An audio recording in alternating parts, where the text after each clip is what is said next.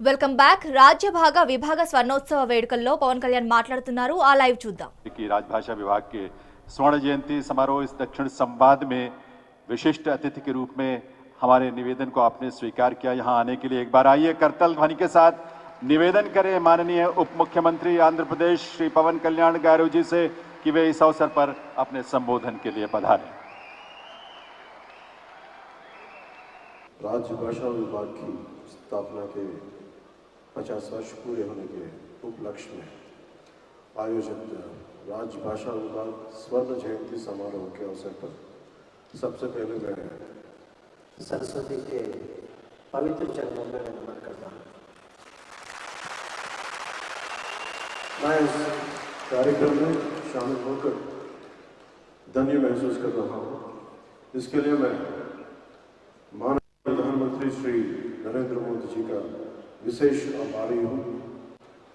उनकी हिंदी सेवा और सभी मातृभाषाओं के प्रति सम्मान भाव के लिए मैं हृदय से कृतज्ञ हूँ। मैं माननीय गृहमंत्री श्री अमित शाह जी का हार्दिक आभारी हूँ।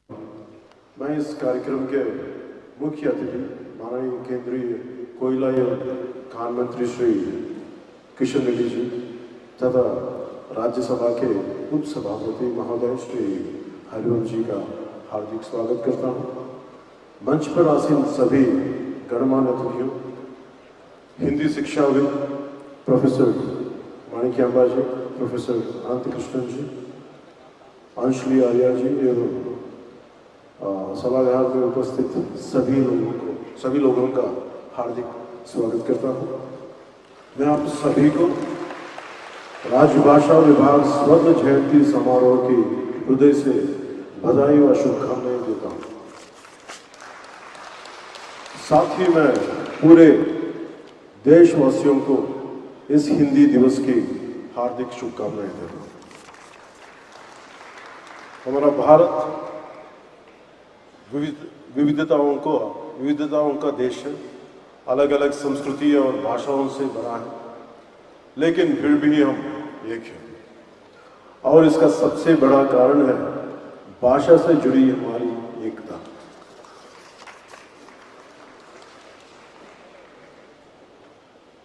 वो कहते हैं ना, कोस कोस पर बदले पानी, चार कोस पे वाणी।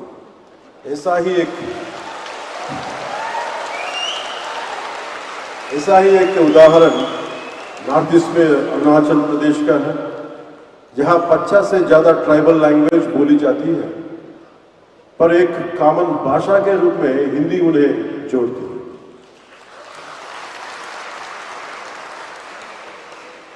हिंदी से जुड़ा एक दिलचस्प किस्सा याद आता है। बात ब्रिटिश शासन की है। उस समय यूरोप से कुछ मिशनरी भारत आए। उन्होंने आंध्र प्रदेश के एक विद्वान गिड़गु राममूर्ति पंतलू से एक आदिवासी भाषा सीखी। नाम था सबर भाषा। फिर उसी भाषा में धार्मिक किताबों में अनुवाद किया। सोचे, जब विदेशी लोग हमारी भाषाएं सीख सकते हैं, हम जर्मनी जाते हैं कमाने के लिए तो जर्मनी सीखते हैं, जापान जाते हैं तो जापानी, तो हम अपनी ही हिंदी भाषा से इतना डरते क्यों? ये डर क्यों? छुपा क्यों? झिझक क्यों? हम ये नफरत छोड़नी चाहिए, झिझक छोड़नी है। हिंदी कोई जबरदस्ती की चीज नहीं है।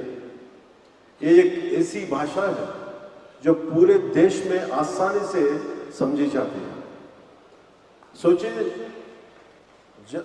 जब हमें नौकरी में फायदा चाहिए होता है या सोशल मीडिया पर पॉपुलर होना है, तब हम हिंदी का खूब इस्तेमाल करते हैं। पर जब बात राजनीति की आती है तो कुछ लोग कहते हैं हिंदी जो थोपी जा रही है। अब बताइए क्यों ये सही है? हम अंग्रेजी को मॉडर्न कहकर अपना सकते हैं, कहते हैं,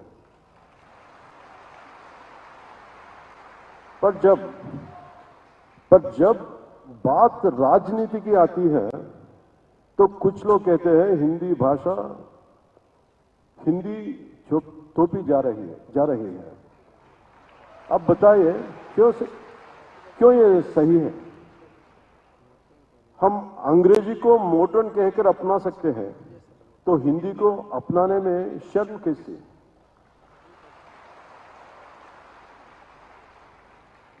हमारे भारत रत्न डॉक्टर अब्दुल कलाम जी तमिलनाडु से थे, लेकिन हिंदी को बहुत पसंद करते थे। वो कहते थे भाषा वो होनी चाहिए जो दिलों का जोड़े। तो आइए हिंदी को भी इसी नजरिया से देखें, ना तो जबरदस्ती करें ना विरोध, बस समझो और अपनाएं।